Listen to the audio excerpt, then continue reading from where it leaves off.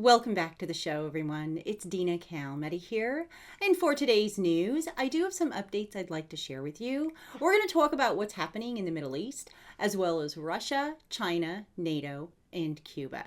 So, a lot to cover. Let's start with the Middle East. This morning, President Trump made a post on his Truth Social about a peace agreement with the Middle East. As you can see it there on the screen, I'm not going to read the entire thing because it lists a lot of names that I am just not going to be able to pronounce correctly. But he goes on to say negotiations with the Islamic Republic of Iran are proceeding nicely. It will be a great deal for all or no deal at all. Back to the battlefront and shooting, but bigger and stronger than ever before. And nobody wants that. And then he goes on to say during my discussions on Saturday, and he lists all the presidents and ministers that he spoke with, I stated that after all the work done by the United States to try and pull this very complex puzzle together, it should be mandatory that all of these countries, at a minimum, simultaneously sign unto the Abraham Accords.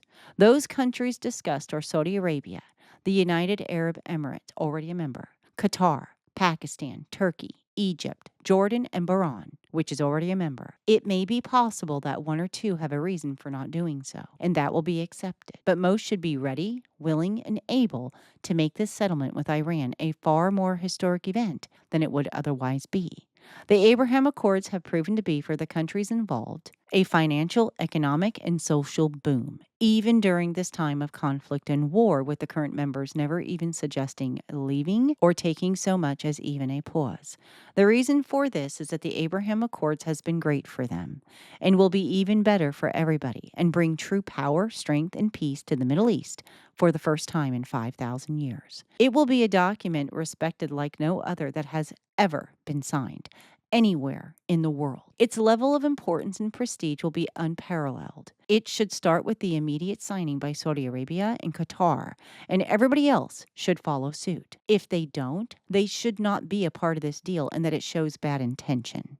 In speaking to numerous of the great leaders mentioned above, they would be honored, as soon as our document is signed, to have the Islamic Republic of Iran as part of the Abraham Accords. Wow.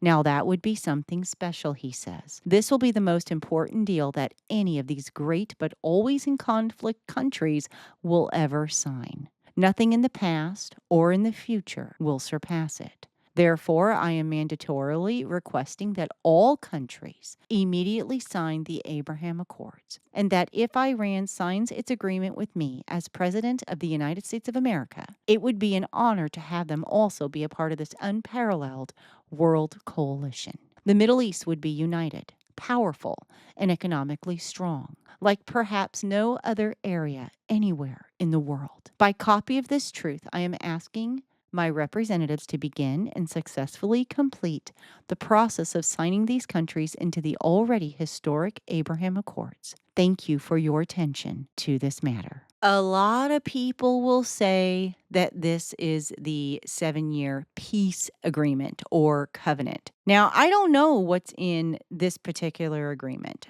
I do believe, and so do many other people, that this is the template for the Daniel 9:27 peace covenant with Israel, as well as many others.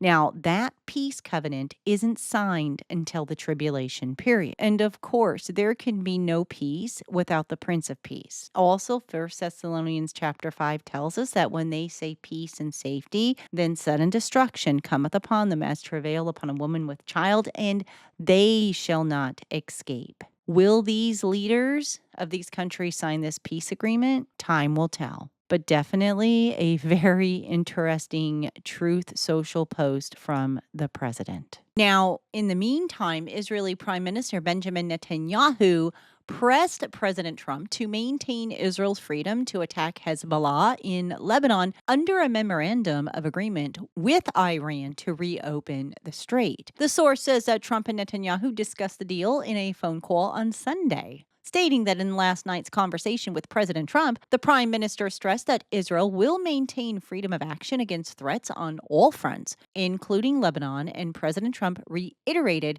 his support for this principle. President Trump made clear that he will stand firm in the negotiations on his longstanding demand for the dismantling of Iran's nuclear program and the removal of all enriched uranium from its territory, and that he will not sign a final agreement without these conditions being met. In the meantime, Turkey is bracing for direct rivalry with Israel. As the U.S.-Israeli war in Iran reshapes power dynamics across the region, Turkey's government is looking at the landscape and realizing something.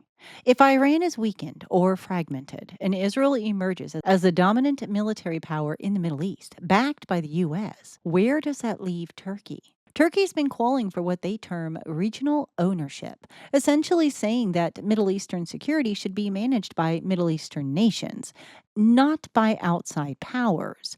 They're pursuing new security pacts with regional partners, and there's a clear subtext. They see Israel's growing footprint, especially after the Iranian strikes, as a direct challenge to Turkish influence. This isn't just rhetoric. Turkey has the second largest military in NATO. It has deep ties across Central Asia and the Arab world. If the U.S.-Iranian war ends with a power vacuum in Iran, Turkey and Israel will be the two countries competing to fill it. And that rivalry, it won't stay in the Middle East. It'll shape NATO politics, energy markets, and refugee flows for decades. So as we know from prophecy, Iran isn't going anywhere because she's listed as one of the nations in the Gog-Magog war, as well as Turkey and Russia. So the tensions that we're seeing right now between Israel and Iran, Israel and Turkey, is exactly what prophecy warned us about. The Bible also told us that Jerusalem would become a cup of trembling for the entire world, that everybody would rise up against her. We're also seeing that right now. So definitely some very prophetic signs in the Middle East. But it's not just about the Middle East, because there is a flashpoint much closer to home, and that is Cuba. Now we're getting increased reports that apparently Cuba could be next for the Trump administration, and Russia is saying that they will defend Cuba. The USS Nimitz carrier strike group has entered the Caribbean. The official line is routine operations. This is a diplomacy on the scale that we haven't seen since the Cold War. Meanwhile, the U.S. Justice Department has indicted former Cuban President Castro, 94 years old, on charges related to the 1996 shootdown of two civilian aircraft operated by the exile group Brothers to the Rescue. An indictment also includes 5 Cuban fighter jet pilots involved in that incident. This is the first time the U.S. has criminally charged a former head of state of Cuba. It is a massive escalation. The Trump administration has hinted that Castro could be captured like the Venezuelan President Maduro, which implies regime change operations are at least being discussed internally. Now, with that said, Russia's response has been immediate. The Russian Foreign Ministry spokeswoman said that Russia will provide the most active support to Cuba, calling the U.S. actions gross interference in the internal affairs of a sovereign state and a cynical embodiment of the revived Monroe Doctrine. She didn't specify what that support looks like, but given that Russia just tested nuclear-capable missiles this week, which we'll get to, the message isn't subtle. And to go with that, we're getting reports that Cuba is preparing for war. In recent days, Secretary of State Marco Rubio, speaking to reporters, said what to many is becoming obvious, that the likelihood of a negotiated peaceful agreement with Cuba's communist government is not high. Months into punishing oil blockade that has triggered widespread blackouts on the island, the Trump administration has racketed up its pressure campaign against Cuba even further, raising questions about whether Cuba will be the next U.S. target after Venezuela and Iran. But for weeks, Cuba has been circulating a pamphlet among its citizens, a family guide for protection against military aggression, that particularly says that if the U.S. threatens to launch a military assault and destroy our society with the aim of perpetrating capitalism and annihilating the dream of our commander-in-chief, Fidel Castro. The document instructs families to pack survival kits, seek shelter if there are air raid sirens, and shares first aid instructions should the enemy attack. The Cubans are watching the developments anxiously, but are really focusing on the daily business of survival.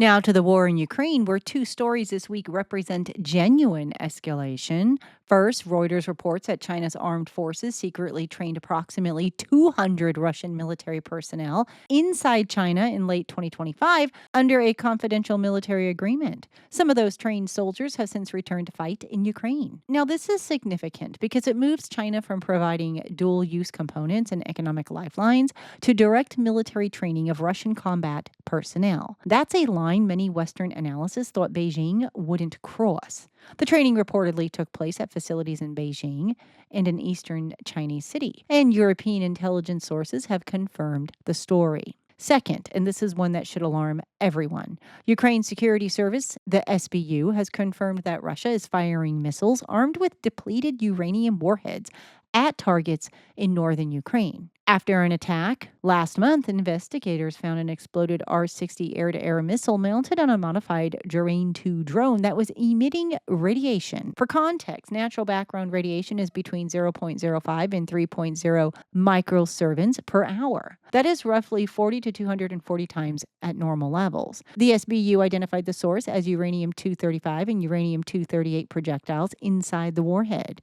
A Ukrainian defense advisor described the R-60 as a very old Soviet missile, where depleted uranium rods were standard manufacturing technology, but stressed that Ukraine is now recording one such launch every week and that the radiation they emit poses a genuine health threat. The SBU has opened a war crimes investigation. Citizens have been warned not to approach debris from drones or missiles, as damaged munitions can release radioactive dust. And if you thought depleted uranium was the nuclear story of the week, hold on. Russia has concluded 3 days of nuclear forces exercises that included test launches of the Yars and Seneva intercontinental ballistic missiles, plus hypersonic missiles from the Zircon and Kinzhal systems. Putin's defense ministry said that the drills involved over 200 missile launchers, 140 aircraft, 73 surface ships, and 13 submarines. Now, simultaneously, Belarus staged simulated nuclear missile launches using the Iskander-M tactical missiles. Belarusian forces practiced receiving special warheads, equipping launchers, and covertly advancing to firing positions. Warplanes practiced bombing runs with nuclear munitions against mock targets. Belarusian civilians were banned from entering forests near the borders with Lithuania, Poland, and Ukraine during the drills. So let me be clear about this. This is a dress rehearsal for tactical nuclear use on NATO's border. Belarus shares a border with 3 NATO states, Lithuania, Latvia, and Poland. These Iskander missiles can reach all 3 from Belarusian territory, and NATO is feeling it. Latvia has now reported drone incursions into its airspace for 3 consecutive days.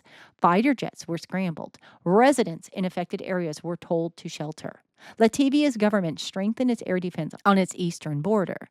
The Latvian government actually resigned last week over its handling of previous Ukrainian drone incursions. In Lithuania, a drone incident on Wednesday halted air traffic and sent politicians to underground shelters. In Estonia, a NATO F-16 shot down a suspected Ukrainian drone that had been diverted from Russian countermeasures. The Baltic states are on the front line of a war that they didn't start, dealing with airspace violations from multiple directions while Russia and Belarus practice nuclear strikes next door. Meanwhile, the alliance meant to hold all of this together is showing serious cracks. On Thursday, President Trump announced that he is sending an additional 5,000 U.S. troops to Poland. Sounds straightforward, except that just 1 week ago, the Pentagon scrapped a planned deployment of 4,000 troops to Poland, which I reported on. And earlier this month, Trump announced he was withdrawing 5,000 troops from Germany after the chancellor said that Washington had been humiliated by Iranian negotiators. Trump said later that he'd be cutting a lot further than 5,000 troops. So in the span of 2 weeks, pulling troops from Germany, canceling a Poland deployment, then reversing course and sending 5,000 to Poland anyway, U.S. defense officials are reportedly confused. One official told the AP that we just spent the better part of 2 weeks reacting to the first announcement. We don't know what this means either. Now, with that said, the Pentagon has paused its participation in a joint defense board with Canada, a board that dates back to World War II. The Pentagon accused Canada of failing to make credible progress on its defense commitments. Canada has not presented a plan to spend 3.5% of GDP on defense which Washington is now demanding. This is a Continental Defense Board, the mechanism through which the U.S. and Canada coordinate North American aerospace and maritime defense. Now, what's happening here in the United States? Well, while all of this unfolds overseas, the homeland isn't immune to the tension. On Tuesday, F-16 fighter jets were scrambled over Washington, D.C. after a civilian aircraft violated restricted airspace. The scramble generated a sonic boom heard across the capital region. NORAD confirmed the jets intercepted the aircraft and escorted it away. This happens occasionally. But a week where NATO is scrambling jets in Latvia, Lithuania, and Estonia, where Belarus is simulating nuclear launches, a sonic boom over Washington hits a little bit differently. It's a reminder that the reflexes are on a hair trigger everywhere now. Now, with all of that on the table, let's talk about the Tomahawk mystery. And this story deserves a lot more attention than it's getting. And frankly, the sourcing here is thin enough that I want to flag this up front. Reports have emerged that 2,080 Tomahawk cruise missiles have been removed from NATO inventory, and that the Navy is now scrambling to keep its Ohio-class submarines operational. The details are murky. I haven't been able to independently verify the specific number or the circumstances, but is this wartime expenditure from the Iran conflict, a stockpile relocation, an accounting discrepancy? At this point, we don't have confirmed explanations. But here's what I can tell you. The Tomahawk is the backbone of American precision strike capability. Ohio-class submarines carry 154 of them each.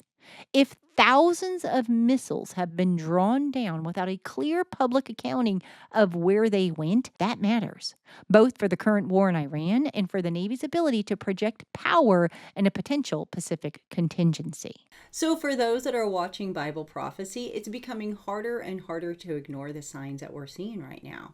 Because it's not just about the Middle East, although Israel is God's prophetic time clock, we are seeing wars and rumors of wars. Nation rising up against nation and kingdom against kingdom. And these are the birthing pains that Jesus warned that we'd see right before his return. So it's no denying that time is getting shorter and shorter. But I'd love to hear from all of you. What do you guys think about what's happening in the Middle East? What about Russia and Cuba? Let me know in the comments. Also, when you have a free moment, come and visit me on my social media pages as well as my website. Thank you, everybody, for watching. And until next time, God bless and stay safe.